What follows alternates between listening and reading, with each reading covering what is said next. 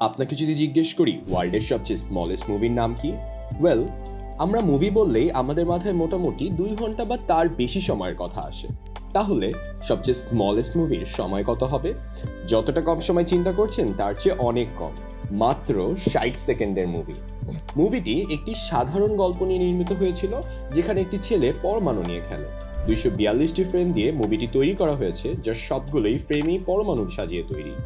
A boy and his atom নামক এই মুভিটি তৈরি করেছেন ৪ জন IBM সায়েন্টিস্ট মিলে ২০১৩ সালে। এই মুভিটি তৈরি করতে তাদের ২ সপ্তাহ সময় লেগেছে।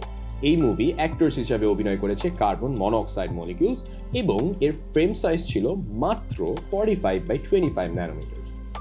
রিসার্চার্সরা দিনে ১৮ ঘন্টা কাজ করতেন এবং তারা একটি স্ক্যানিং টানেলিং মাইক্রোস্কোপ ইউজ করে, যার মাধ্যম দিয়ে তারা কার্বন মনোক্সাইড অণুগুলোকে সরিয়েছিলেন। একটির পর একটি অণু বসিয়ে ছবি তৈরি করেছিলেন, তারপর সেগুলোকে ফ্রেমে ধারণ করেছিলেন। ছবিগুলোর রেজুলেশন এতই ছোট ছিল যে আমরা যাতে দেখতে পারি তার জন্য তা 100 মিলিয়ন টাইমস এনলার্জ করে আমাদের দেখার উপযোগী করা হয়েছে।